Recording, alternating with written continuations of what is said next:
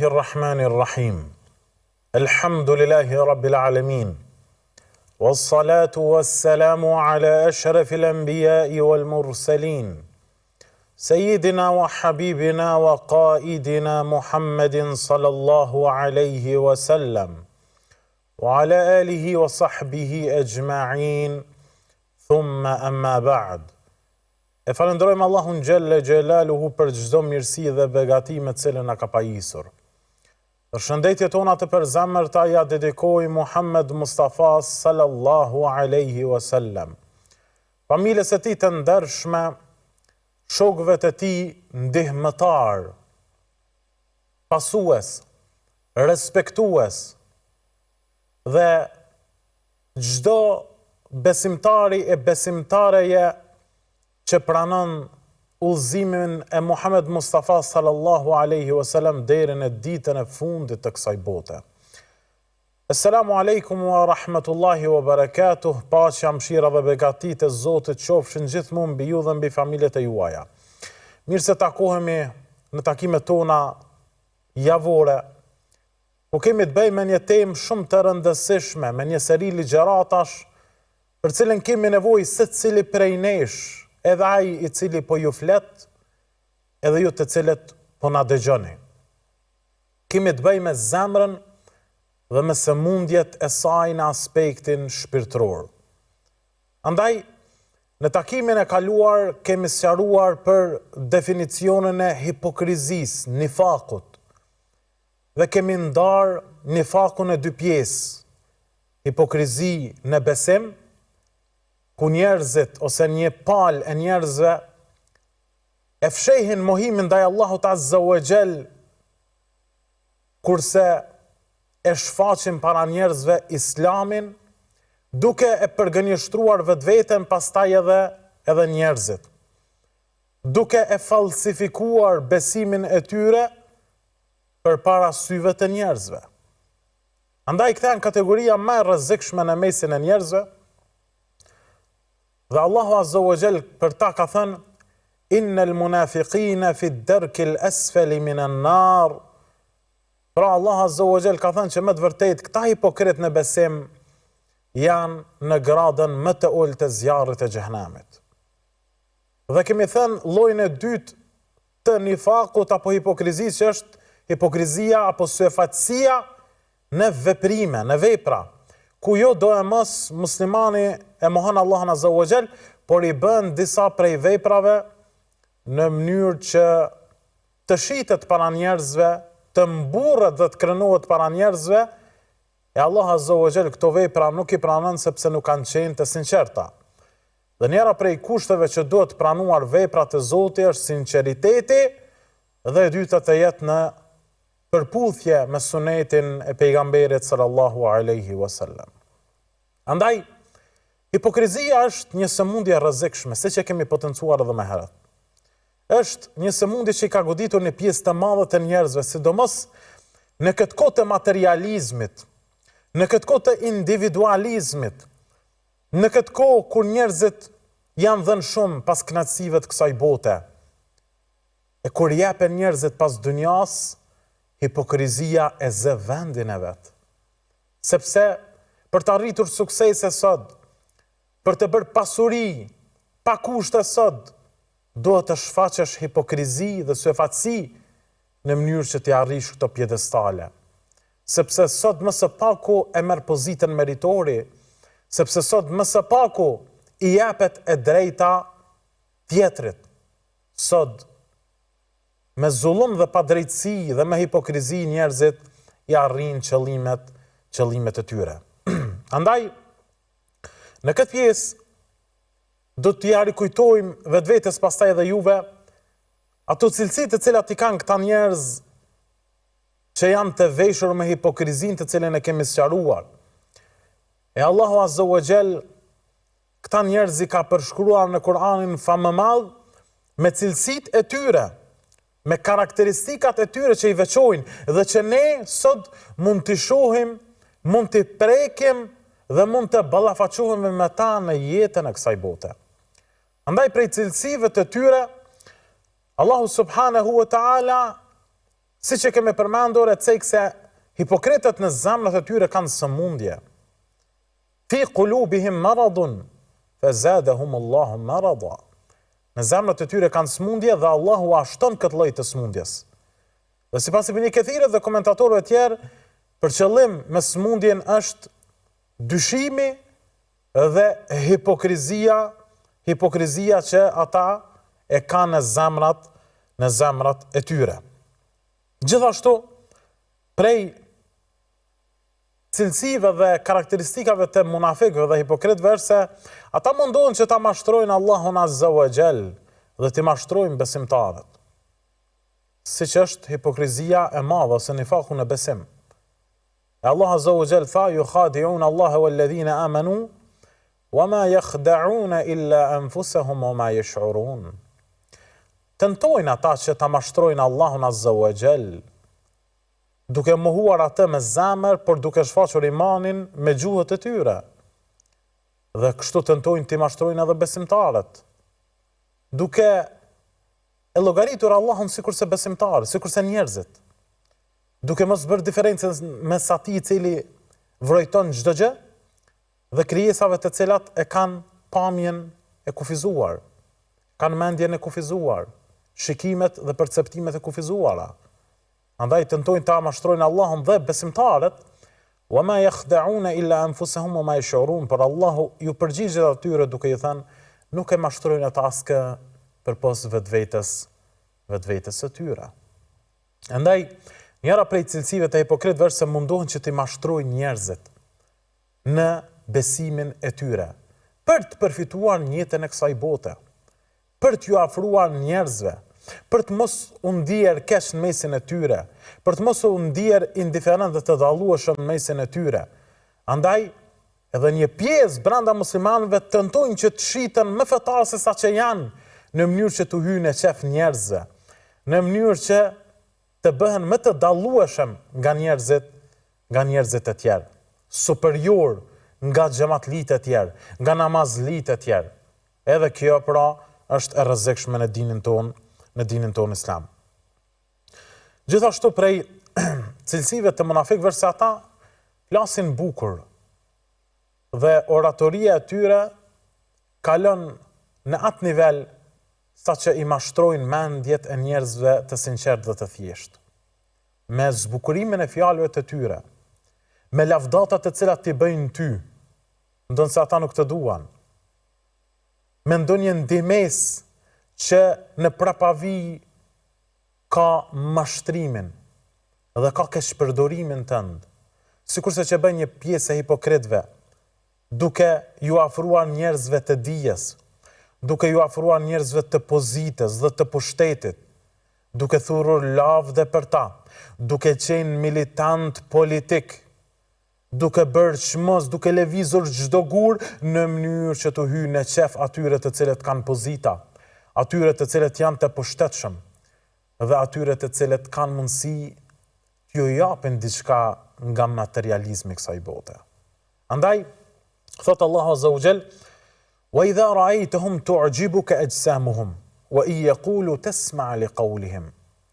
Tha dhe kur ti shikosh ata, të çuditin me trupat e tyre, me pamjen e tyre, dhe kur flasin i dëgjon me vëmendje fjalët e tyre, Por në të vërtet gjuha e tyre flet ëmbël, por zemra e tyre nxjerr vnerë dhe urrejtje dhe zili ndaj atij që fjalët dhe poezit ja përshkruan goja munafikut dhe hipokritit. Andaj, sa shumë janë shtuar njerëzit hipokrit dhe servil, të cilët nuk i duan me zemrat e tyre ata njerëz, por thurin lavde për ta, jo pse dëshirojnë të ngrisen ata, por dëshirojnë që të arrijnë në pozita si ta ose më lartë se sa ta. Andaj, mos e lëvdo dikë i cili nuk ka vend në zemrën tënde për t'ja bërë qefin atij. Është të vërtet që ne duhet të flasim fjalë të mira për secilin. duhet t'i afrojmë njerëzit. Por mos kaloj lavë dyet në nivelin e servilitetit dhe të hipokrizisë për të arritur qëllimet e kësaj bote e jo për të dashur dike për hir të Allahut subhanahu wa ta'ala. Gjithashtu, në raport me këtë, thot Ibn Taymija, ata flasin bukur, por zemrat e tyre nuk kanë besim në Allahun azza wa jall. Gjithashtu prej cilësive të hipokritëve dhe karakteristikave të tyre se ata urrejnë me shpirt që të përhapet dini Allahut azza wa jall. Ata urrejnë me shpirt. Për këtë arsye Allah azza wa jall thot: "Wa idha qila lahum aminu kama amana an-nasu qalu anu'minu kama amana as-sufaha." Dhe kur u thuhet atyre, besoni siç po besojnë të tjerat. Ata thojnë, atë besojmë ne siç besojnë ata mendjelehtet prej njerëzve.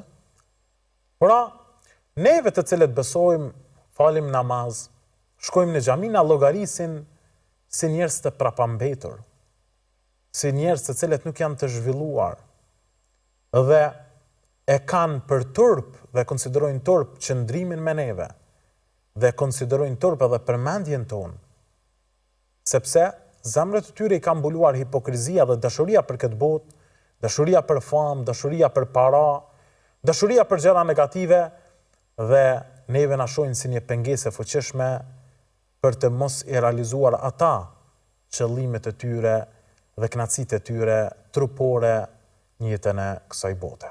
Andaj, pra në përgjithësi, këto janë shenjat e munafikut që i kemi përmendur edhe në herën e kaluar, dhe kemi përmendur edhe hadithin e pejgamberit sallallahu alaihi wasallam, ku thot, për atë i cili është munafik në vepra, por jo në besim, ajetul munafiqi thalath, shenjat e munafikit janë 3 ose në një transmetim tjetër 4, idha haddatha kadhab, në momentin kur flet gënjen, pastaj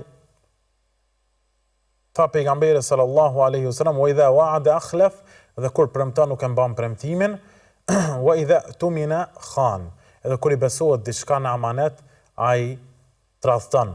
Në një transmetim tjetër, wa idha khasama fajar, dhe në momentin që ka një problematik me dike, shpërthen nga fyrjet, ofendimet, sharit e cilat ja bën palës tjetër.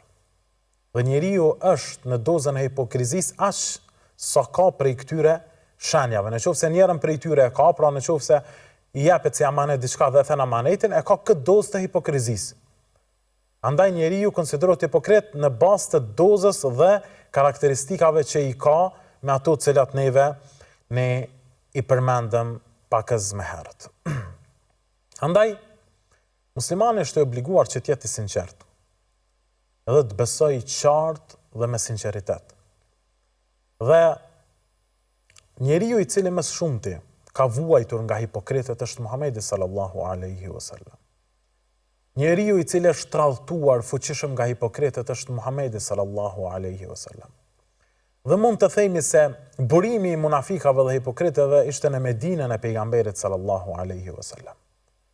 Andaj, në qoftë se dëshirojmë të hulumtojmë për hipokrizin, e gjejmë në periudhën medinase, në periudhën kur pejgamberi sallallahu alaihi wasallam e braktisi Mekkën dhe shkoi në Medinë dhe ndërtoi shtetin islam, aty ai hasi në kurthat dhe në skenaret e hipokritëve të Medinës.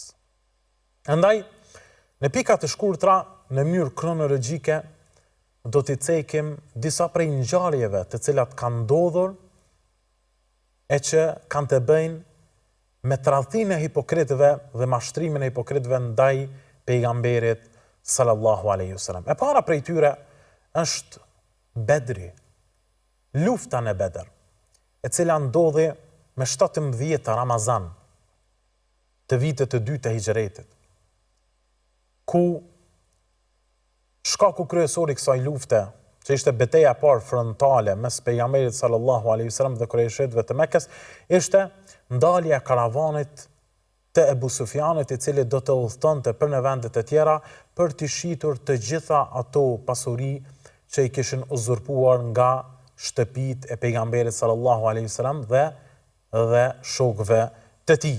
Andaj, me 17 Ramazan, të koni 130 km larg nga Medineja, pejgamberi sallallahu alaihi wasallam u të buan muslimanët tek puset e Bedrit u pozicionuan dhe aty ishin 314 persona sipas mendimit më të saktë siç e cek edhe Ebu Ishaku në sirën e tij. E kemi dietarë të tjerë të cilët mendojnë se ka qenë më pak ose më shumë, por ky është mendimi më i njohur në librat e historisë islame dhe kundrejt një ushtrie që ishte dikon afërsisht 1000 persona.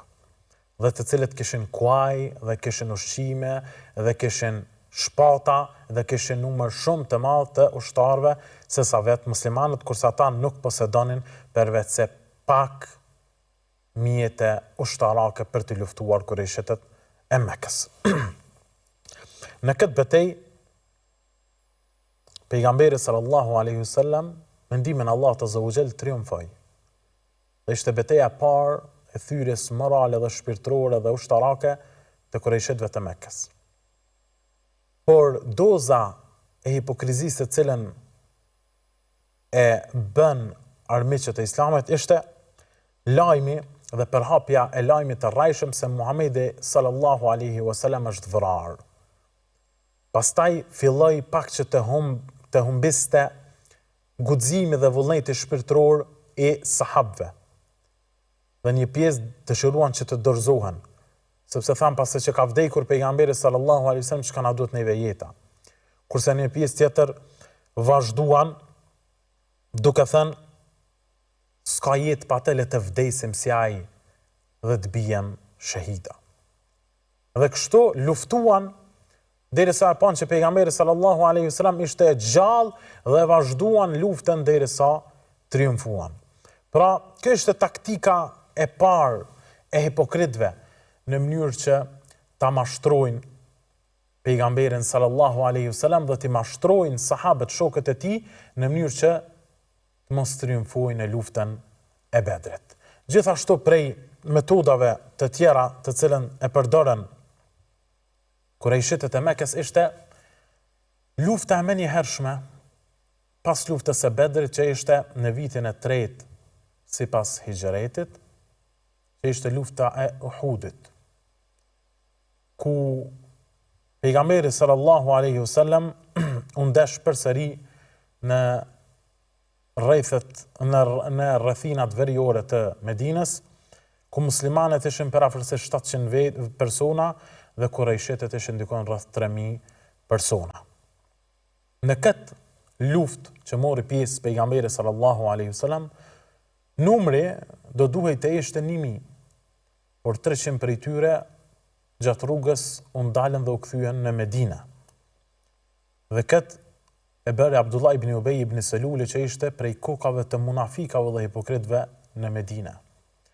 Andaj ai u kthye me 300 ushtar duke tradhtuar pejgamberin sallallahu alaihi wasallam dhe kështu pejgamberi alayhis salam i vendosi një pjesë të shigjetarëve që ishin 50 deri në 70 persona dhe i urdhëroi që të qëndronin në vendet e tyre, por me entuziazmimin që kishin shokët e pejgamberit alayhis salam se përfundoi lufta, ata i lëshuan pozitat e tyre dhe Khalid ibn al-Walid, duke qenë në pjesën tjetër të ushtarëve, pra të kurajshitëve të Mekës, u soll nga mbrapa dhe i sulmoi ata dhe mbetën në Uhud të vrarë një pjesë e madhe shokëve të pejgamberit sallallahu alaihi wasallam, të rëndësishëm, e prej tyre ishte edhe xhaxhai i pejgamberit Hamza, i cili ishte me të vërtetë një shtyllë e fuqishme për pejgamberin sallallahu alaihi wasallam.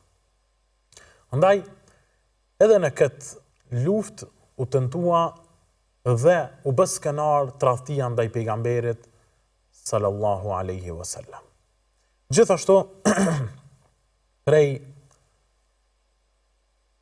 ngjarjeve që tregojnë hipokrizinë dhe nifakun ndaj pejgamberit sallallahu alaihi wasallam ishte beteja që vijon pas betejës së Bedrit dhe Uhudit, që është beteja e Hendekut.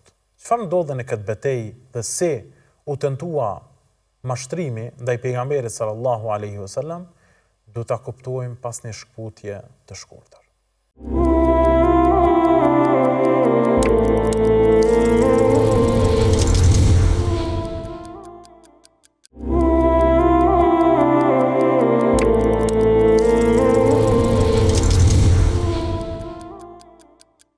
Bismillahirrahmanirrahim. Të nderuar vëllezër dhe motra besimtare, jemi duke komentuar dhe spjeguar njërën prej nocioneve të rëndësishme që hynë në kategorinë e smundjeve të zemrës, që është hipokrizia, duke cekur ngjarje të ndryshme të cilat kanë ndodhur në Medinë gjatë jetës së pejgamberit sallallahu alaihi wasallam, periudhë vështirë për profetin ton, periudhën në cilën u ngrit shteti islam, periudhën në të cilën rilindën munafik dhe hipokrit që tentuan të rrezojnë Muhammed Mustafa sallallahu alaihi wasallam. Dhe në vazhdën e këtyre tentimeve dhe skenareve për të rrëzuar figurën e ndritur, njëra prej ngjarjeve që ndodhi ishte edhe lufta e Hendekut. Në këtë luftë, e cila ndodhi në vitin e 5 sipas Hijretit, quhet lufta e Hendekut për arsye se u hap një hendek me idenë e Selman el Farisiut, i cili ishte mësuar me herët në vendet e tij dhe kishte pas të njohur hapjen e hendeqeve gjatë luftës. Dhe dha këtë ide dhe miratoi pejgamberit sallallahu alaihi wasallam, dhe pastaj në këtë luftë morën pjesë 3.000 persona prej muslimanëve dhe ishte koalicioni pagan që ishte 10.000 deri në 12.000 persona. Në këtë luftë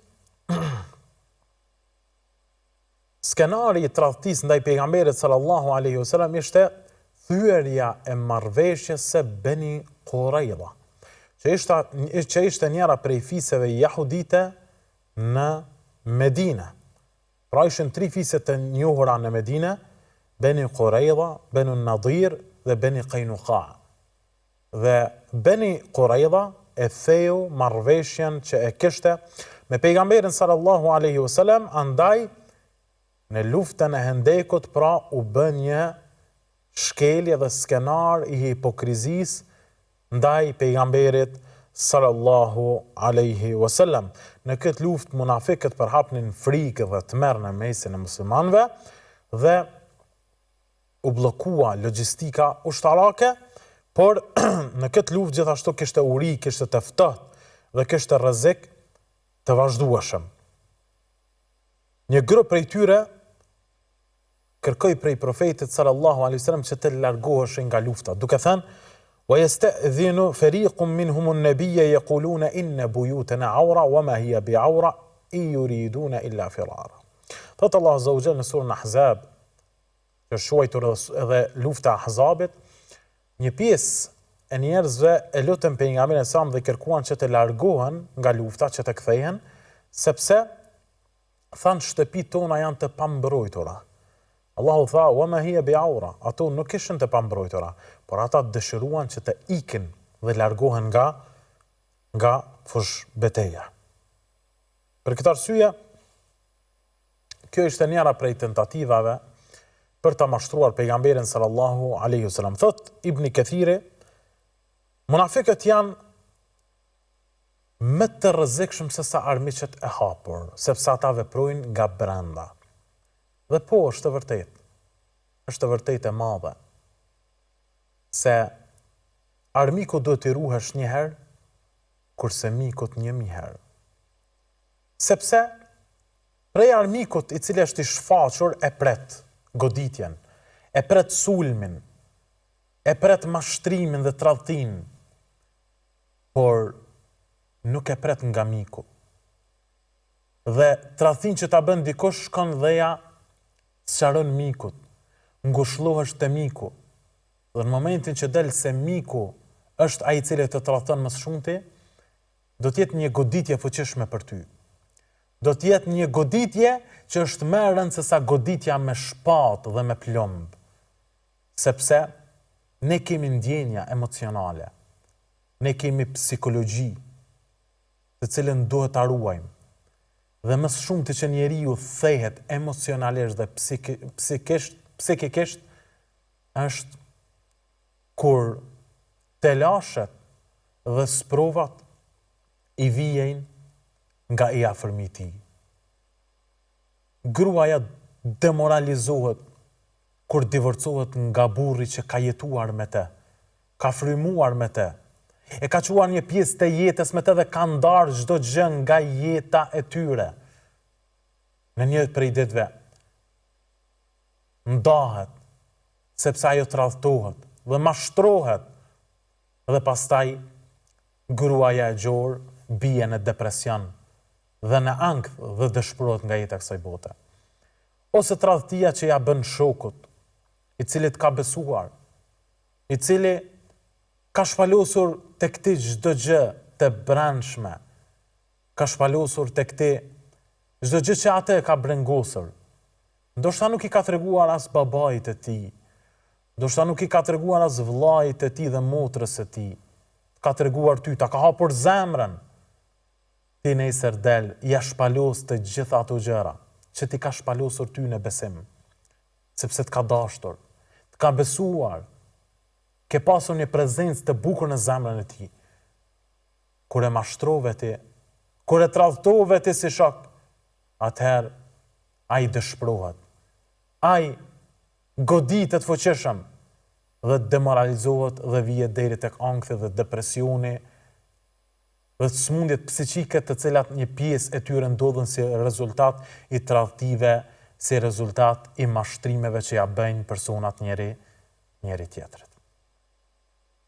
Andaj, pra, pejgamberi sallallahu alaihi wasallam u tradhtua shumë herë në këtë mënyrë dhe u tentua që të mashtrohet dhe të rrëzohet dini i tij sallallahu alaihi wasallam. Imam Gazali thot, hipokrizia lind nga lakmia për pozit, frika dhe nga dobësia e besimit. Pra një pjesë e madhe dozës e hipokrizisë është si rezultat i lakmisë që ke për jetën e kësaj bote. Siç e cekëm edhe më herët. Dhe si rezultat i besimit të dopt, sepse aty ku mbretëron lakmia, dobësohet besimi. Aty ku ik lakmia, forcohet besimi. Dhe nuk shkojnë së bashku njëra me tjetrën, edhe lakmia për dunja, edhe besimi tek Allahu xhelle xhelalu. Thot Imam Shafiu, kush e fsheh urrejtjen e tij ndaj Islamit, ai ka hipokrizi. Dhe kjo është mëse e vërtetë. Gjithashtu prej ngjarjeve tjera që kanë ndodhur si tentim i mashtrimit dhe hipokrizisë ndaj pejgamberit sallallahu alaihi wasallam është betejë e Tebukut, ku hipokritët shpeken justifikime për të mos shkuar në luftë. Kjo luftë ka ndodhur në vitin 9 sipas Hijretit, në kohën e verës, ku ishte me të vërtetë një vapë shumë e madhe. Rreth 700 deri në 750 kilometra nga Medina e pejgamberit sallallahu alaihi wasallam. Muslimanët dikon kishin parafërsisht mbi 30.000 persona, kurse romakët kishin një ushtri të madhe që nuk njihej realisht me numër, aq ishte e madhe ushtria e romakëve. Ishte varfëri e madhe dhe sahabët e pejgamberit sallallahu alaihi wasallam dhanë pasuri të madhe në mënyrë që të zhvillojë kjo luftë dhe të triumfohej ndaj armiqve të Islamit. Thot Allah azza wa jalla, radu bi an yakunu ma'al khawalif. Një pjesë u kënaqën që të jenë me ata cilët janë të paaft, me gratë, me pleq, me fëmijë kështu me radhë. E nuk dështën që të vinë në luftë me pejgamberin sallallahu alaihi wasallam, pra të vinë në luftë dhe të prezantojnë në luftë ku do të luftohen armiqtë e Islamit.